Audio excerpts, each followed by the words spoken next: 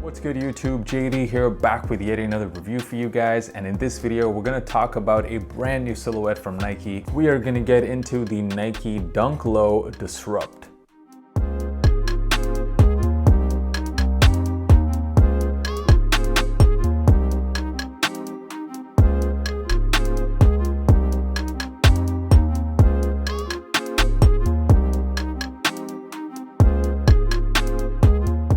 What up fam? First of all, some of you may have noticed that the channel name has changed. I did go ahead and change the channel name to my real name, Josh Dominic. Something I wanted to do for quite a long time, and I figured, you know what, might as well do it right now. Of course, from your point of view, absolutely nothing changes. I'm still gonna be giving you that good sneaker content that this channel is known for, and this channel will continue to be a sneakers focused channel, and it goes without saying, y'all can still call me JD. So in this video, I'm gonna break down this sneaker, talk about all of the different design elements that make it different than a regular Nike Dunk Low. We'll of course get into sizing, and I will be giving you guys that on-feet look, so make sure you stick around until the end of the video. So the Nike Dunk Low Disrupt. Now this is Nike's attempt at reimagining the Nike Dunk Low, and this model was particularly designed for women. This is not the first time that Nike has made a woman's dunk silhouette. In the past, we've seen the Nike Sakai dunks, and also we've seen the Nike Dunk Sky, and I'm just gonna leave that here so you guys can kind of make your own judgment with that.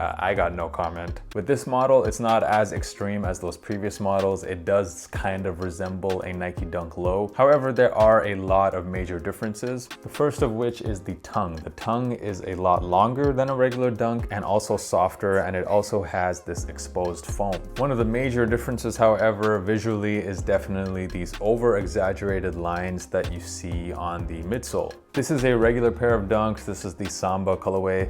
As you can see, the regular dunks do have these lines on the midsole, and with the Dunk Low Disrupt, you see the exact same lines. However, they are exaggerated and it's kind of protruding outside the midsole. Also, the midsole this time is a platform midsole. It's a lot thicker than a regular dunk. So when you're wearing this, it is gonna add more than an inch when it comes to height. The materials used on the shoe are also different. It's not all over leather like a normal dunk. This time, the toe box as well as the mid panels are made out of mesh. There's also additional holes on the mesh as well as the side leather panels of the shoe, which makes this sneaker a lot more breathable than a regular pair of dunks. Of course, an additional feature of this shoe is this pull tab on the back of the sneaker made out of leather. The ankle flaps this time are hanging loose, and that is definitely inspired from a Nike Dunk High. In the initial drop of this shoe, it dropped in 3 different colorways. There was that Kentucky colorway. The one I have in my hand is called the Photon Dust colorway.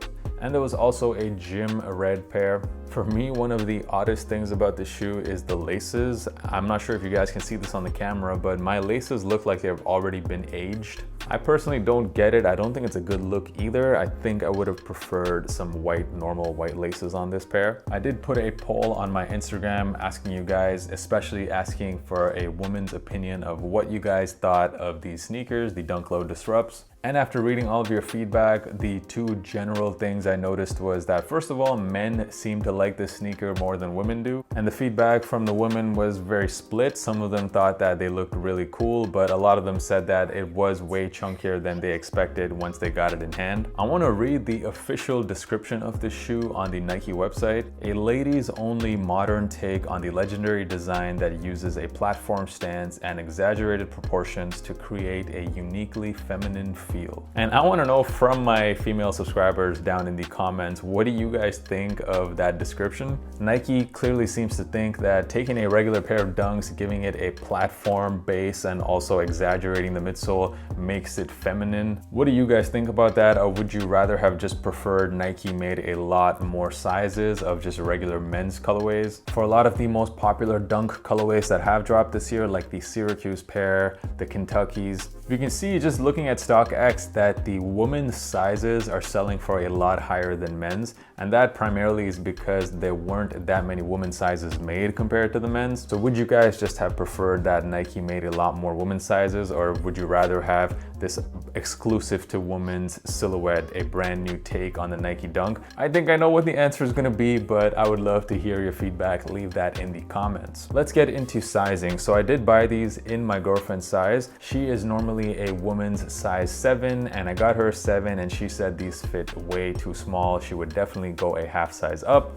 And after watching the behind the design video on the Nike sneakers app about this shoe, it seems like this shoe was actually designed to be more narrow than a regular pair of Dunks because it is a woman's shoe. So my suggestion is go a half size up. And for all you men out there who wanted to cop this sneaker, normally women's to men's sizing is you gotta go basically 1.5 sizes down. So for example, a woman's 9 would be a 7.5 in men's. My suggestion for men too would be to go a half size up. These shoes pretty much sold out everywhere, so it does seem like a lot of you guys copped this just for resale. They're not performing too well on resale right now, and I might be wrong on this, but I don't actually recommend holding these. Just based on some of the reactions I've read from you guys and also some of the general feedback about the shoe online, it doesn't seem like people are too hype about this sneaker, and you can see that with the low resale prices. And I'm sure because this is a new silhouette, you can probably expect Nike to drop a ton more colorways in the future. So for that reason, I just don't see these going up in price too much. What are my final thoughts about this sneaker? Now, this sneaker wasn't actually made for me. Of course, it was a woman's only shoe. However, I'm gonna give you my opinion regardless. This is my channel. And I gave this to my girlfriend to wear for the on-feet part of this video. And honestly, I couldn't wait for her to take them off. I just don't think these look good, man. These don't look good on feet. They're just a bit chunky and weird looking when comparing this to the previously made Nike Dunks for women. I personally can't even tell which one is the worst out of the three. So maybe, just maybe, Nike, you guys should probably just make a lot more sizes of the regular Dunks for women. But that's pretty much my review. Once again, let me know down in the comments, what do you think of the Nike Dunk Low Disrupt? And if you found this video useful, of course, smash that like button and subscribe for more. I am dropping that content all the time.